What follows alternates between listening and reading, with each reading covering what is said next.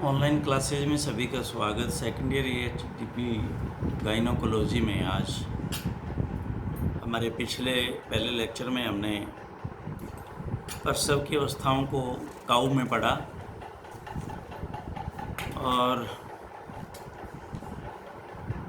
ये अवस्थाएं भी पढ़ी कि अपरा कितनी देर में गिरेगा, बच्चे का बाहर आना कितनी देर में, सर्विस खुलना कितनी देर में, गाय भैंस घोड़ी भेड़ सूरी और इनमें कुतिया में, ये हमने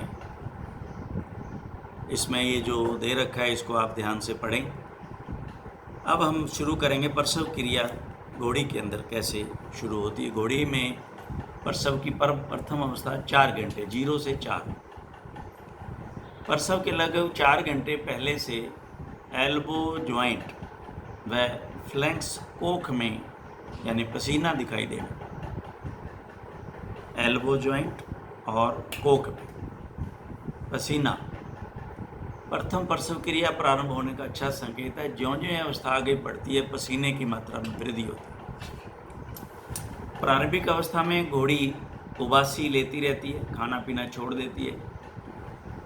घोड़ी मादा पूंछ को उठाकर एक तरफ झुकाती है, पूंछ को बार बार गुदा पर फटकारती है, मारती है, यानी कि ऊपर की तरफ उठाती है तथा स्ट्रेनिंग जोर लगाती है। घोड़ी पिछले पैरों को फैलाकर खड़ी रहती है अथवा घुटनों व वक्ष के बल बैठती है व खड़ी हो जाती है। अंततः प्रथम वाटर बैग बाहर आकर फट जाता है तथा तरल भग से बाहर निकलने लगता है। द्वितीय अवस्था 10 से 17 मिनट है। यह अवस्था शीघ्र प्रारंभ होती है। घोड़ी पैरों को फैलाकर लेट जाती है और नवजात के जन्म तक लेटी रहती है। एक दूसरे के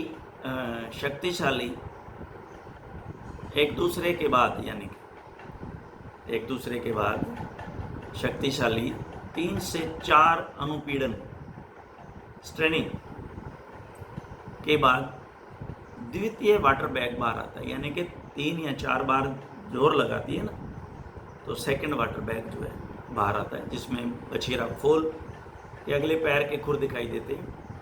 पुनः शक्तिशाली संकुचन के प्रभाव से सिर दिखाई देता है और सिर बाहर आ जाता है।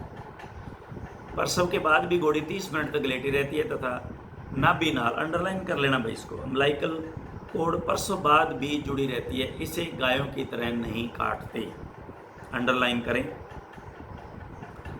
प्रसव की द्वितीय अवस्था 10 से 17 मिनट में ही समाप्त हो जाती है। घोड़ी के प्रसव की तृतीय अवस्था आधे घंटे से 3 घंटे। तृतीय में तो जेर ही है। प्लेसेंटा के निकासन में 30 मिनट से 3 घंटे अथवा औसत 1 घंटा लग सकता है। प्लेसेंटा नाभि नाल के सहित ही बच्चे के बाहर आता है। इस अम्बिलिकल कोड की धमनियों में रक्त परिसंचरण के कारण धड़कन स्पष्ट दिखाई देती है। धीरे धीरे यह धड़कन समाप्त हो जाती है। प्लेसेंटा व नाभि नाल का रक्त बछेरे के शरीर में प्रवेश कर जाता है। इसको काटना नहीं चाहिए, ध्यान रखना। जब घोड़ी खड़ी होती है तो अम्बिलिकल कोड पृथक्करण क्षेत्र यानी कि पार्टीशन जोन पर टूट जाती है, अपने आप ही टूटती है। जॉइंट पे टूट जाती है। ये क्षेत्र नाभि से 1 से 1.5 इंच नीचे होता है। यह टूटने पर थोड़ा सा रक्त आता है तथा स्वतः ही बंद हो जाता है। अतः इसे टूटने का इंतजार करें, ना कि काटें। वेरी वेरी इंपॉर्टेंट, इसको अंडरलाइन कर लेना, क्योंकि बाकियों में तो उसको काट देते हैं। भेड़ व बकरी में प्रसव, गाय व भैंस जैसी ही तीनों अवस्थाएं होती हैं। द्वितीय प्रसव अवस्था 1 घंटे में पूर्ण हो जाती है तथा तीसरी अवस्था प्रसव उपरांत 2 से 3 घंटे में पूर्ण हो जाती है, अर्थात प्लेसेंटा गिर जाता है, जेर गिर जाता है। मादा सुकर में प्रसव 60 से 70% प्रसव रात्रि में होता है। मादा प्रथम प्रसव अवस्था में 24 घंटे पहले ही बेचैन होने लग जाती है। मादा पशु लेटी रहती है, जमीन पर खुर मारती है। मादा में प्रसव के 24 घंटे पहले दूध उतर जाता है। मादा प्रथम नवजात को मुख्य रूप से लेट कर जन्म देती है।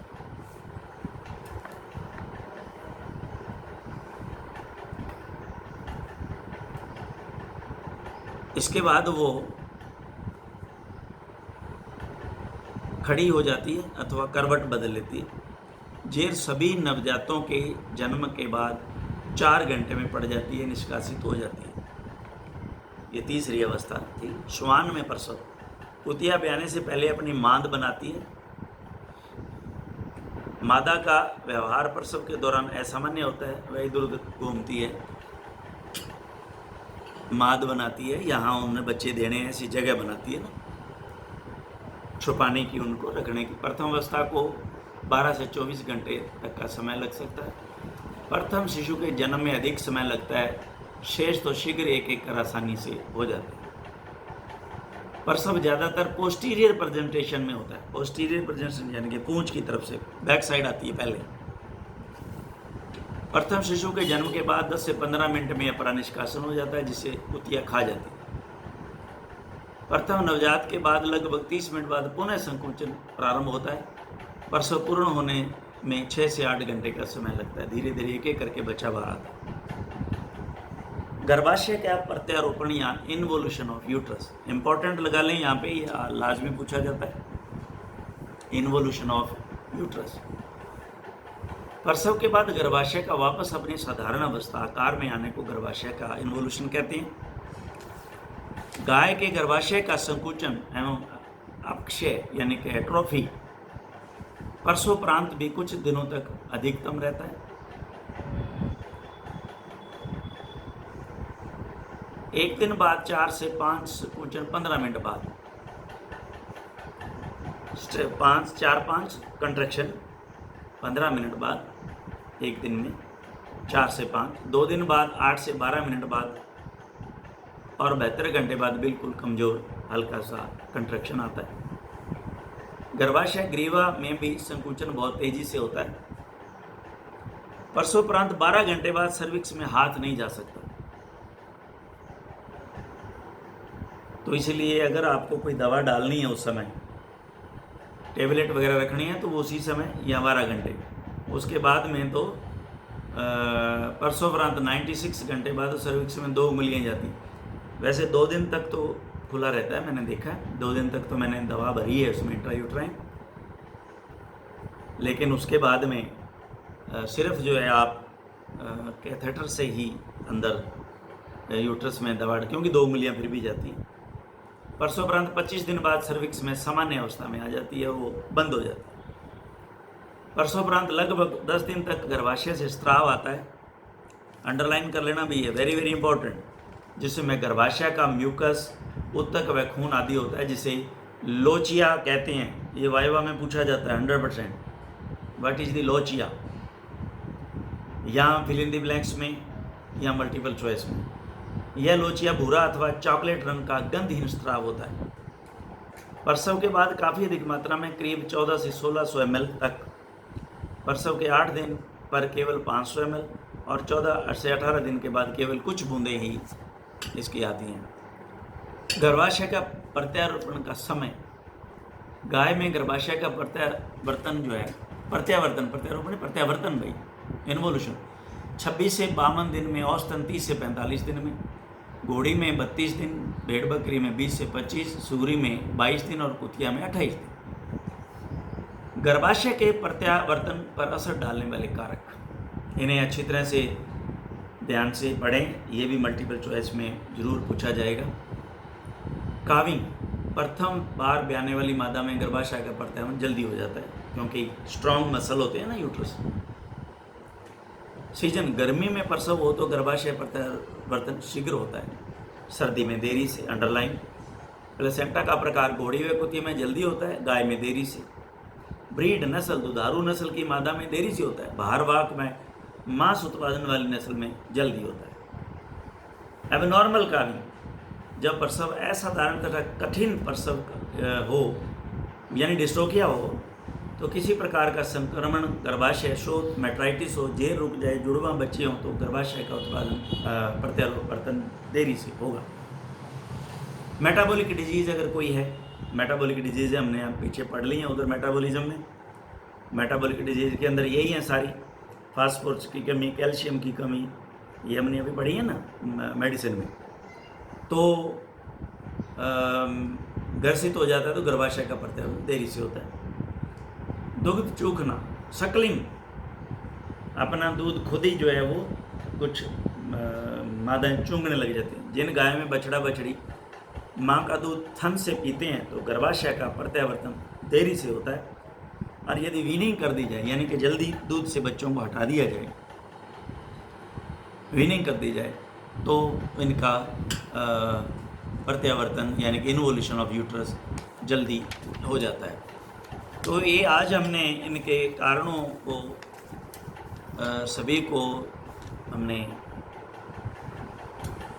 देख लिया, और इसके अंदर हम ये जो प्रसव की विभिन्न अवस्थाओं की समय सारणी थी, इनको भी एक बार हम पढ़ लेते हैं ताकि कहीं इसमें पता लग जाएगा कोई गलत या दिक्कत तो नहीं आ रही है।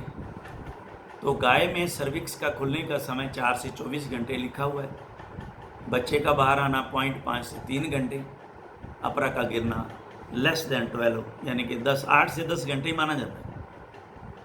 भैंस में सर्विक्स खुलने का समय 1 से 2 घंटे और बच्चा 30 से 60 मिनट में, अपरा 4 से 5 घंटे में। ये बिल्कुल सही है, ये देखा है हमने, जल्दी भैंस में जल्दी जेर जो है गिर जाती है। तो उस समय 12 घंटे इंतज़ार नहीं करें, अगर 4-5 घंटे में नॉर्मल अगर नहीं जेर गिर रही है। वैसे जनरली भैंसों में ये रुकती भी नहीं है जेर, बहुत फील्ड के अंदर एक्सपीरियंस किया है कि नहीं है, ऐसा केस आता ही नहीं भैंस में, गायों में जल्दी। घोड़ी में सर्विक्स 1 से 2 घंटे में और बच्चा लेस देन 30 मिनट्स में, और 3 से 4 घंटे में वही अपरा। सूरी में 12 से 24, 0.5 से 4 घंटे में जो बच्चे का बाहर आना, और 1 से 4 सभी बच्चों के एक जन्म के बाद 1 से 4 घंटे में, ध्यान रखें। और बीच में जो है सर्विस 4 से 24 घंटे, बच्चे का बाहर आना 2 से 24 घंटे, क्योंकि ज़्यादा बच्चे आते हैं ना, और फिर ये अपरा जो है बच्चे के साथ आती रहती है। तो ये आज हमने ये जो हमारा 10th शायद 10th ही था, क्योंकि next one is I think 11th one, yes, आज 10th लेसन जो है हमारा, इसमें कोई ख़ास समझने वाली बात इतनी, अगर कोई प्रॉब्लम आपको अगर आए तो आप उसको पूछें। इसमें मुझे कोई ऐसा क्योंकि प्रॉब्लम नज़र आई नहीं है, क्योंकि समय है कितना है वो आपको याद करना है। पोस्टीरियर प्रेजेंटेशन मैंने आपको, anterior presentation and posterior presentation मैंने आपको बता दिया। एंटीरियर प्रेजेंटेशन के अंदर जो है मुंह और आगे वाले पैर आएंगे, और पोस्टीरियर प्रेजेंटेशन के अंदर आपके पास में जो है पिछले वाले पैर और पूंछ हाथ में महसूस होगी। तो ये बस जो कुछ इसमें थोड़ा बहुत समझने वाला था। मेन बात जो है घोड़ी के अंदर आप इसको काटते नहीं है नाल को, अम्बिलिकल कॉर्ड को, ये भी एक बहुत इम्पोर्टेंट बात है ध्यान में रखने वाली।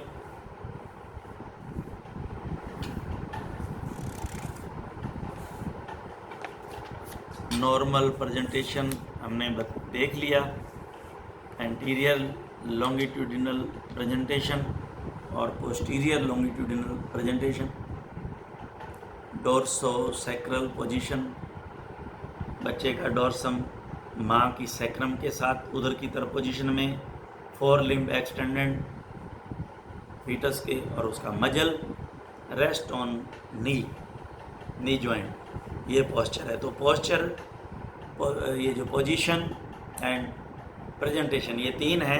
ये तीनों हम यहाँ पे बॉक्स में उसका जो हमारे पास फीटस पड़े हुए हैं उनको रख के, और फिर उनकी पोजीशन है, आपको ये प्रेजेंटेशन पोजीशन और ये आपको पोस्चर के बारे में आपको समझाएंगे,